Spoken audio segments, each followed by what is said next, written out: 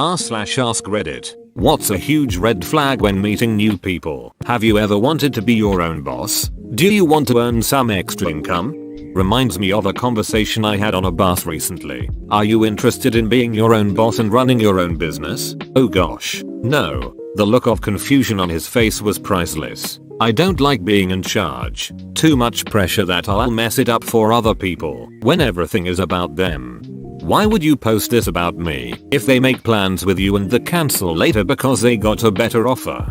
I dumped a friend of 10 years for constantly pulling shit like this. It really shitty to always feel like you aren't good enough. She ended up getting mad at me for not bringing it up sooner. All the more reason to cut ties. Edit. For all those who seem to need a relationship timeline. We were friends for 10 years but I was not being treated like shit, stewing over things for the whole decade. We were good friends for 6-ish years. She started ditching a few times. Then we both moved to different states for 2 years. And the last 2 years of our friendship got progressively worse while my mental health tanked and led me to believe that I deserved to be treated that way. So please do not act as if I'm some petulant little child and she's a poor innocent girl who just had a busy schedule and trouble communicating. She was mostly unemployed, not going to school, and literally admitted to me 2 weeks before I ended our friendship that she makes plans with multiple people on the same day and then picks whoever can give her drugs or drive her to a show or whatever else. I don't miss this person and I don't feel bad that this isn't something I brought up sooner.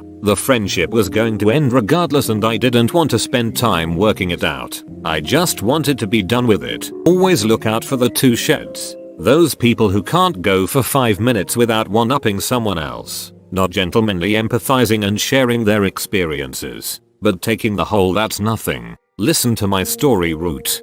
Two sheds?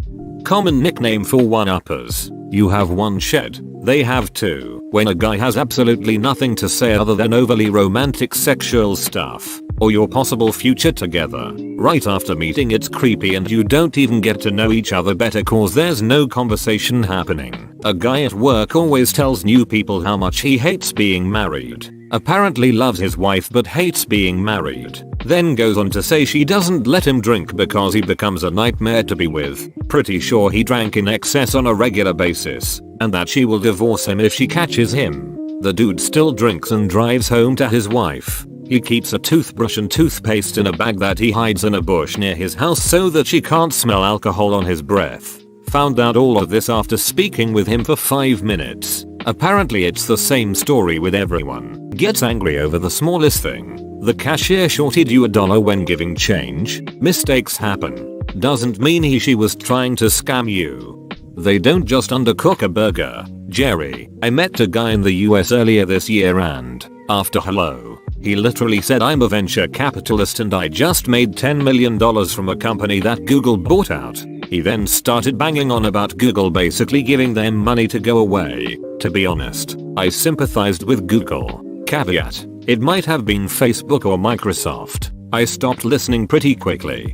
He was probably lying. None of that sounds true at all. More specific to dating. But if someone always plays the victim in their other relationships, for example, calling all their exes crazy, if they describe 1-2 people, okay maybe they had bad taste or got unlucky. If everyone they dated was crazy, then they should probably look in the mirror. On a related note, I always watch out for people who introduce others badly. If the first thing you say about people is OMG this person looks funny or they're a beach, I'm going to wonder how they'll think and talk about me to others.